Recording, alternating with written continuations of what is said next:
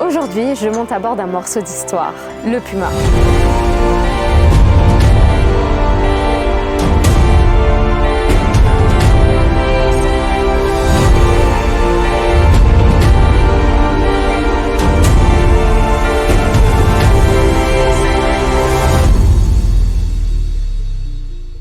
Cet hélicoptère emblématique de l'armée française s'apprête à vivre son tout dernier défilé aérien du 14 juillet au-dessus de Paris au sein de l'aviation légère de l'armée de terre. Cet hélicoptère, c'est plus de 50 ans de service, des missions de combat, de dépose de troupes, de transport logistique, d'évacuation sanitaire et d'aide aux populations. Sur tous les théâtres d'opération, le Puma a tout connu. La fin d'une époque s'approche, celle d'un appareil mythique qui a marqué plusieurs générations de militaires, de pilotes et de mécaniciens.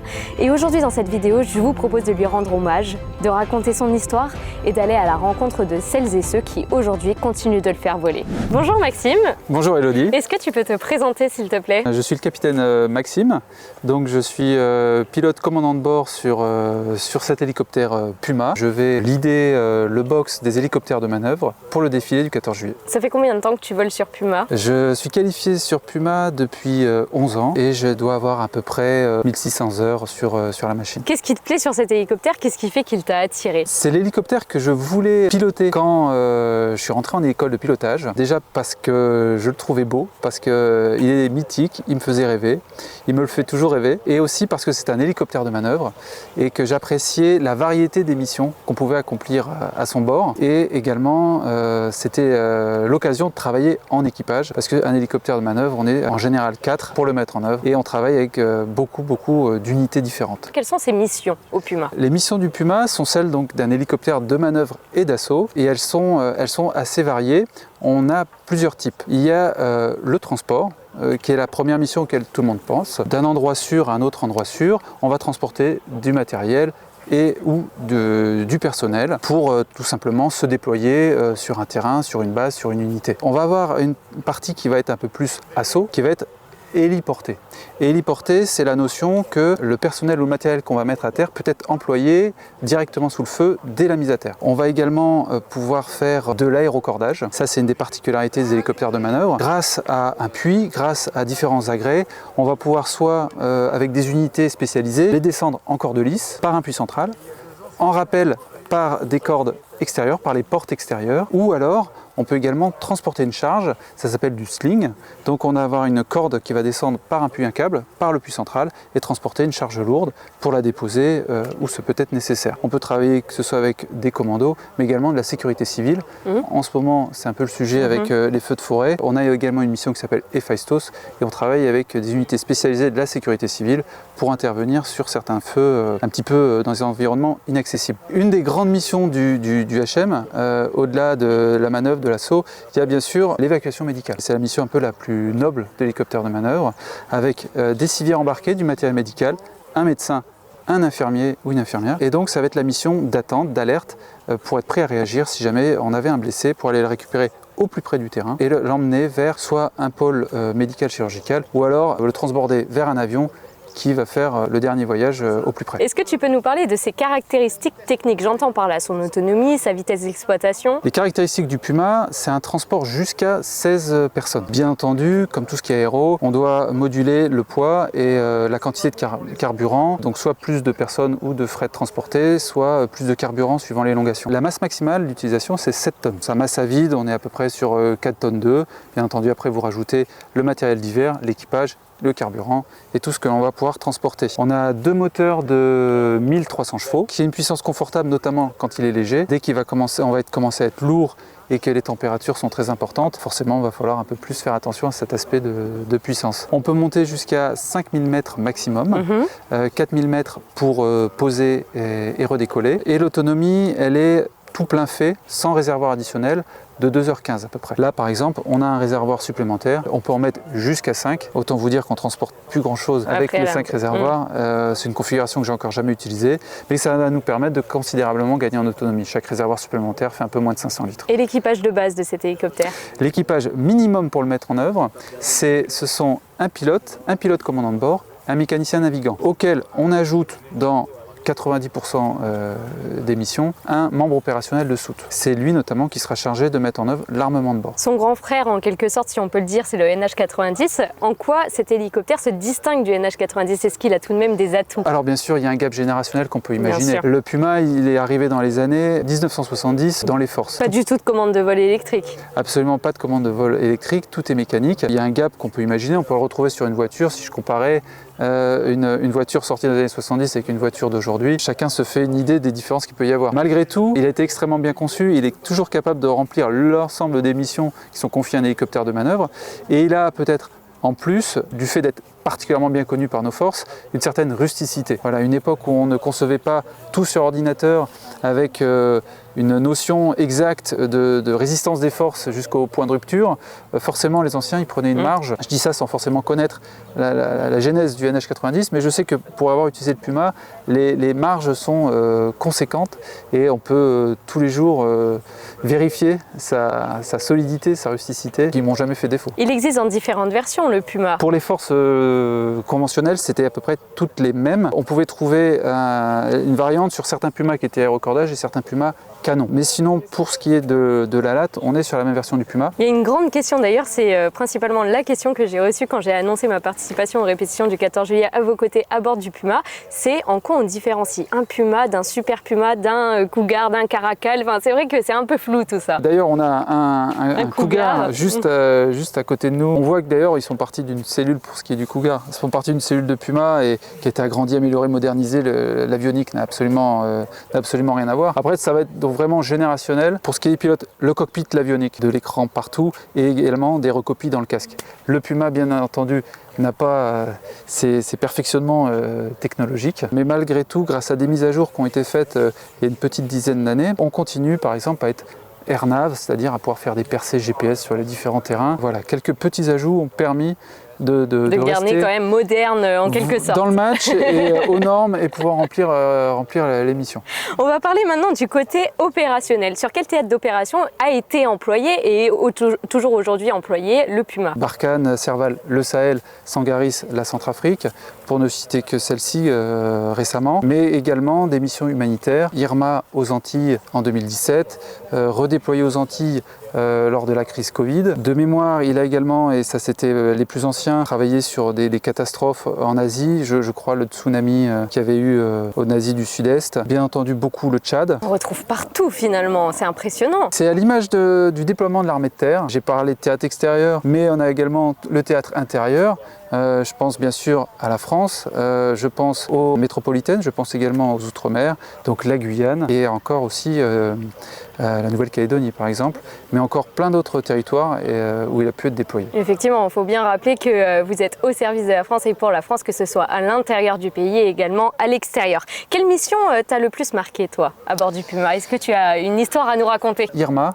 En 2017, pour rappel, un ouragan avait détruit une grande partie des infrastructures des îles françaises, Saint-Martin, Saint-Barthélemy, mais également peu de temps après un autre ouragan, la Guadeloupe. Et là, nous avons été déclenchés sur un très court préavis. J'arrive à l'escadrille le vendredi matin.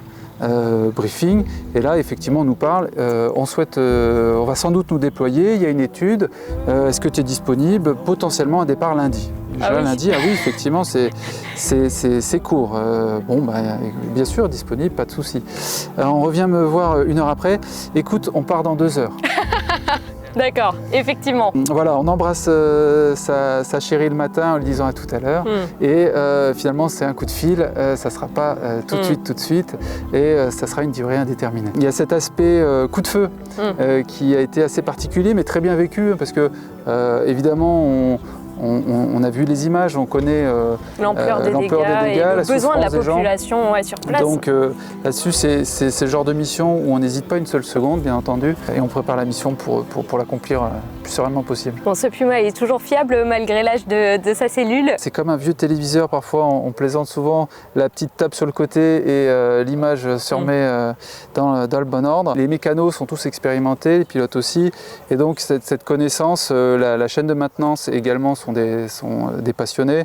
Si des petites pannes, c'est ce qui est habituel en aéro, il y a toujours une petite chose à vérifier. En général, c'est résolu très rapidement, sans demander des semaines d'immobilisation. C'est une machine que les jeunes générations respectent? Oui, ils l'ont tous connu. Pour certains d'entre eux, leur papa qui a pu faire le service militaire l'a connu aussi ou a volé dessus, ce qui est par exemple mon cas. Mon papa qui était sauveteur-plongeur a 1000 heures de vol sur un Puma, ce qui est presque autant que moi. Donc ça se transmet, les jeunes le connaissent. On constate qu'il y a toujours un attrait pour la machine, pour l'aéro en général, pour le Puma en particulier, même si les jeunes générations qui sont très technologiques s'intéressent beaucoup à l'équipement, aux écrans qu'on a sur les nouvelles générations. Mais il n'y a pas de jaloux, il y en a pour tout le monde. Et qu'est-ce que tu ressens là de savoir que c'est probablement l'un des derniers défilés aériens du 14 juillet pour cet hélicoptère au sein de la LAT? Beaucoup de fierté de pouvoir défiler sur Puma, de se dire qu'effectivement c'est le dernier, va faire qu'on veut en profiter peut-être encore plus, mais malgré tout il n'y a pas de nostalgie. Dans les armées, on a l'habitude du changement, on a l'habitude d'aller tout le temps de l'avant. C'est une continuité, je me dis que je ferai sans doute un autre 14 juillet sur une autre machine. C'est ce que j'allais dire, tu sais ce qui t'attend un petit peu à l'issue? Sur le NH90 pour certains d'entre nous, il y a déjà des transformations auparavant, d'autres changent d'unité, donc chacun a un petit parcours individuel là-dessus. On est conscient qu'il y a une page qui se tourne, d'avoir un morceau d'histoire avec nous et de l'écrire, d'y participer. Allez, une dernière question pour clôturer cette interview. Nous, on aime bien les petites histoires, les anecdotes. Est-ce que tu pourrais nous partager, alors tu nous as partagé déjà tout à l'heure cette mission d'évacuation sanitaire, mais une mission qui t'a particulièrement marqué ou un vol qui t'a marqué, enfin quelque chose que tu gardes en souvenir et que tu aimes raconter à bord du Puma? C'est une mission où on est allé chercher des blessés qui n'étaient pas d'ailleurs de notre armée, de notre nationalité, dans des conditions qui étaient un peu éloignées, pas forcément faciles, pas forcément dans nos standards, et on a réussi à les trouver, on a réussi à les récupérer et à les ramener jusqu'à leur unité, leur base. Et ça, c'est toujours un soulagement et une fierté de pouvoir faire cette mission. Des fois, elle est un peu ingrate parce que ça peut demander des fois des jours d'attente. On ne souhaite pas qu'il se passe évidemment un événement, mais en même temps, on veut participer à l'action, on veut en être. Donc, c'est toujours un petit peu ambivalent au sens que on ne souhaite pas qu'il se produise quelque chose. Malgré tout, on souhaite décoller. Et ça peut durer des fois une attente qui se prolonge. J'ai déjà été sur 1 semaine, 2 semaines d'attente comme ceci. Et là, pour le coup, quand on remplit la mission et qu'on y parvient, c'est un motif de grande satisfaction quand tout se passe bien derrière. Merci beaucoup Maxime pour ce témoignage, pour tout ce partage d'expérience. Vraiment, merci de nous avoir accordé de ton temps et bravo pour tout ce que tu fais et ce que vous faites de manière générale au sein de la LAT et au service de la France. Merci Elodie, c'est avec grand plaisir.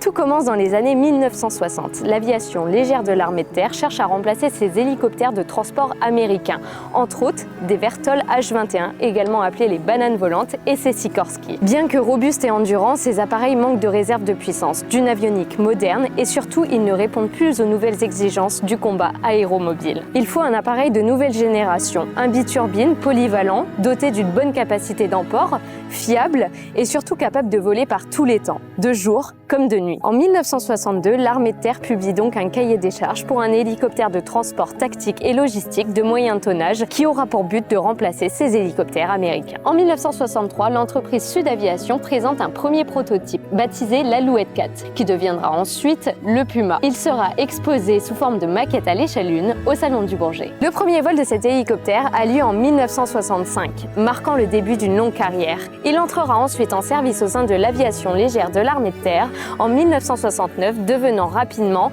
l'un des symboles de l'hélicoptère militaire français. J'ai à mes côtés Romain. Bonjour Romain. Bonjour Elodie. Alors toi, tu es multitâche. Est-ce que tu peux te présenter, nous expliquer tes casquettes au sein de l'aviation légère de l'armée de terre? Je suis adjudant-chef Romain, j'ai bientôt 18 ans de service. Je suis ce qu'on appelle un bébé Puma puisque j'ai commencé en 2008 sur le Puma à Pau et je suis arrivé à Étain en 2018 en tant que contrôleur de maintenance au sol pour les Pumas. La fonction de contrôleur fait que je suis aussi mécanicien navigant et c'est pour ça que je suis là aujourd'hui pour participer au dernier défilé du Puma. Tu as des missions au sol et également des missions en vol. On va décortiquer un petit peu ça. On va commencer par le sol.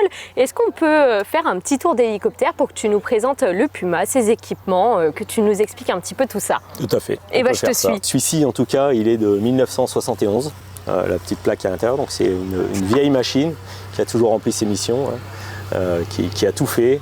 Et qui marche encore aujourd'hui, la preuve en est. On a sur la partie supérieure le rotor principal et les deux moteurs qui sont des Turbo 3C4, environ 1200 chevaux chacun. En fonction des masses, on peut voler sur un seul moteur. Donc c'est aussi sécurisant pour les personnes qui nous accompagnent de savoir que s'il y a un moteur qui est en panne, on peut continuer à voler. On voit différentes antennes, différents instruments qui servent à la navigation, des coupes-câbles en haut et en bas si jamais... Ah oui, effectivement. Parce que votre particularité, c'est que vous êtes amené quand même à voler de temps en temps à basse altitude, effectivement. Voilà, on ne coupera pas des câbles de haute tension avec ça, hein, mais ça permet de couper les câbles téléphoniques, voilà, toutes ces choses-là. Si jamais ça devait arriver, donc un coupe-câble en bas, ici, et puis supérieur pour éviter que les câbles puissent aller dans la tête rotor. Juste devant, les deux grosses excroissances qui sont là, c'est tout ce qui sert à filtrer l'air pour les moteurs. Donc en gros, il y a plein de Dyson qui centrifugent l'air pour avoir de l'air sain pour les moteurs et ne pas les user trop rapidement, parce que l'abrasion fait beaucoup de dégâts. C'est un hélico qui a un train escamotable, donc ça a un avantage, c'est quand on a décollé, on peut le rentrer et puis on gagne en vitesse et puis on économise de la consommation carburant. Et ça nous permet aussi de faire des décollages à forte masse, puisqu'on peut décoller comme un avion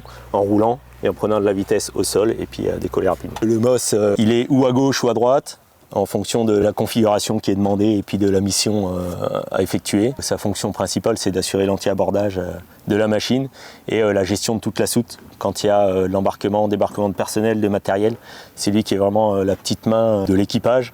Et une de ses fonctions, je dirais, qui est primordiale, c'est pas donné à tout le monde de voler. Quand les gens débarquent, des fois ils sont un peu désorientés, ils peuvent partir vers l'arrière. Et lui, il est très attentif à ça pour éviter que quelqu'un aille dans le rotor, il lui saute dessus, il faut partir vers l'avant. Voilà. Et du coup, cette mission aussi de gunner, effectivement. Cette mission de gunner et puis d'appui et sécurisation de la machine en l'air et puis surtout pour les zones de posée. On peut décoller à 7 tonnes max, 7 tonnes 4 avec des dérogations. Alors c'est pas les dérogations qui nous donnent plus de puissance, mais disons qu'on va donner plus d'efforts sur certaines commandes de vol, les trains d'atterrissage, vieillir plus vite la machine. Donc on a une masse d'emport qui est quand même assez conséquente. Et après, il faut mettre en corrélation avec la température et la mission qu'on veut faire. Sur l'arrière de la machine, on a la poutre de queue avec le rotor anti-couple qui sert à contrer le rotor principal et qui nous permet d'orienter en direction avec les pédales. Là, tout le monde connaît ça sous les noms des pédales, mais les palonniers pour le pilote en direction à la machine. Ça, c'est une béquille de protection de la poutre de queue qui va servir à limiter l'angle dans les posées un petit peu d'assaut, un peu fort. C'est fixe ou c'est ça, mobile? c'est fixe. C'est fixe. Alors à chaque tour après les vols, les pilotes viennent vérifier qu'on n'est pas touché. Ah oui. La béquille, c'est ce qui protège le rotor anti-couple. D'accord. Voilà. Donc il vaut mieux toucher la béquille. À 12 degrés, on touche la béquille et 15 degrés d'inclinaison, on va toucher le rotor anti-couple et là, c'est dramatique. Ça, c'est une petite antenne pour les radios. Ça fait partie des modifications qu'il y a eu dernièrement, puisque historiquement, on pouvait larguer des parachutistes par la trappe qui est derrière, là où on voit le P. Ah oui, effectivement, voilà. oui. Donc cette trappe était enlevée. Les parachutistes pouvaient larguer ici en saut retardé, donc comme dans les avions. Depuis qu'il y a eu une modification avec l'antenne radio ici, ils sautent plus que par les portes sur le côté parce qu'il peut y avoir des risques qu'une toile s'accroche. Donc là, une dérive aussi, je vois, que d'un côté. Tout à fait, on a un plan fixe sur la partie gauche du Puma qui sert à maintenir l'assiette avec la vitesse. Le pilote tout à l'heure nous a parlé de missions de dépose de troupes, notamment en corde lisse. Où est-ce qu'elle va venir se fixer cette corde lisse? Effectivement, c'est un hélicoptère multirôle et on peut faire beaucoup de missions. La corde lisse, elle se fixera sous la boîte de transmission principale, qui est le centre de gravité de la machine. On met une ferrure ici, on ouvre les trappes qui sont au centre sol, au centre de la machine. D'accord. On ouvre les trappes de chaque côté et la corde lisse se mettra au milieu. Vous ajoutez aussi de temps en temps un treuil ou non, vous n'êtes pas... Oui. Oui, alors, toutes les machines ne sont pas configurées treuil, mais on peut mettre un treuil côté droit qui sera pris sur l'hydraulique de la machine. On peut mettre des civières, on peut mettre des bidons du matériel, des canons à l'intérieur, on peut faire du sling, transporter... Un hélicoptère finalement à tout faire. Oui, à tout faire, qui a déjà tout fait. Et le fait que ce soit un hélicoptère plus d'ancienne génération que de nouvelle génération, effectivement avec ce qu'on voit aujourd'hui comme hélicoptère au sein de vos forces notamment, est-ce que ça fait de lui un hélicoptère plus difficile à entretenir qu'un NH90 par exemple? Alors il y a deux volets là-dessus, je dirais qu'il n'est pas plus difficile à entretenir, mais c'est plus difficile d'avoir des pièces bon état, parce que les stocks s'épuisent. En revanche, le fait que ce soit un hélicoptère d'ancienne génération fait qu'on a du partage d'expérience depuis sa création et c'est quand même beaucoup plus facile quand certaines pannes apparaissent. Bien qu'aujourd'hui, il y ait des pannes de vieillissement qu'on n'a jamais vues avant et c'est compliqué. Mais tout ce qui a déjà pu apparaître par le passé, on a un rétex conséquent et les gens sont entraînés et c'est plus facile, à mon sens, d'entretenir une machine d'ancienne génération. Qu'est-ce qui pose le plus problème avec son vieillissement sur cette machine? Ce qu'on va avoir tendance à beaucoup surveiller là ces derniers temps d'un point de vue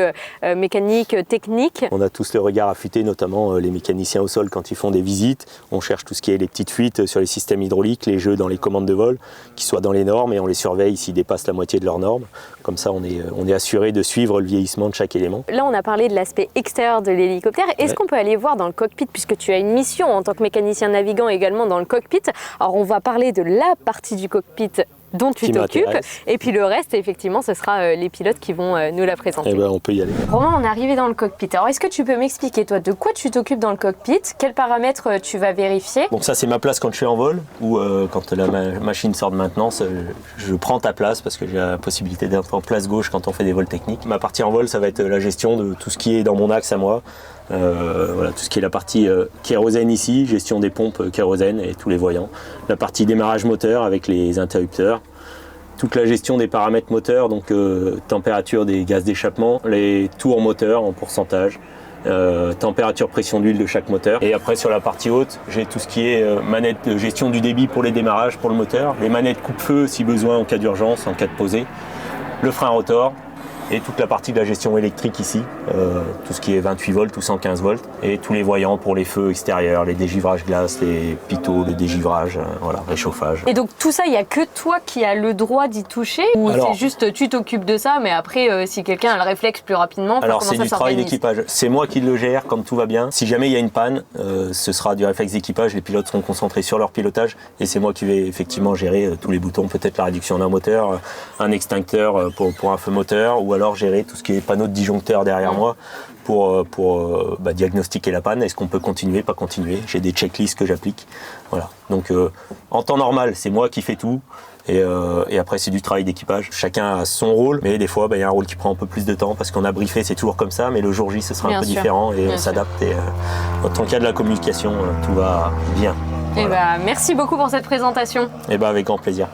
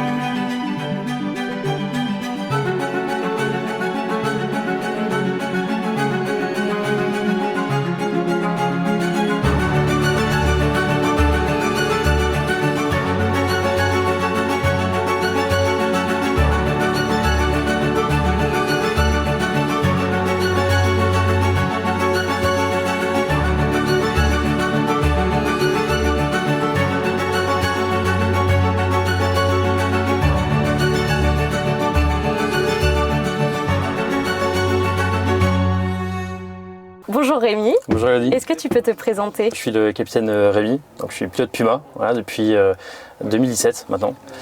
Donc je suis pilote du capitaine Maxime que tu as vu avant. Alors là, exceptionnellement pour la vidéo, on a échangé de place, mais normalement toi tu es assis à droite. Normalement je suis à ta place, le chef de bord est à gauche et au milieu on a le mécanicien navigant, donc l'adjudant-chef Romain que tu as vu. Alors est-ce que tu peux nous présenter le cockpit? Oui, bien sûr. Donc là, tu es dans le cockpit du Puma. Donc déjà, comme tout aéronef, on est en double commande. On est en double commande, on va avoir donc main droite le cyclique et main gauche le pas général. Et au niveau des pieds, les palonniers. Et comme tu peux voir, quand je bouge à gauche, ça bouge à droite et inversement. Donc c'est la double commande que tu vas retrouver dans tous les aéronefs. Et devant nous, on va avoir donc tout ce qui concerne la tenue de la machine, donc tout ce qui est vitesse, altitude, attitude aussi de l'aéronef et tout ce qui est aussi radio-navigation. Donc on peut voir que c'est un peu old school. Oui, il y a très peu d'écrans. Hein. Exactement. Beaucoup d'aiguilles. Très peu d'écrans. Ils ont été ajoutés il y a peu. Il a été rétrofité. On va retrouver en fait tous les cadrans un peu ronds qui sont ancienne génération. Et on a eu un rétrofit où on va retrouver des EHSI à gauche et à droite et un GPS ici pour justement avoir une navigation précise, faire du AirNav et pouvoir poser avec précision sur des aéroports lorsque les conditions météo sont mauvaises. On a parlé de la partie centrale du cockpit.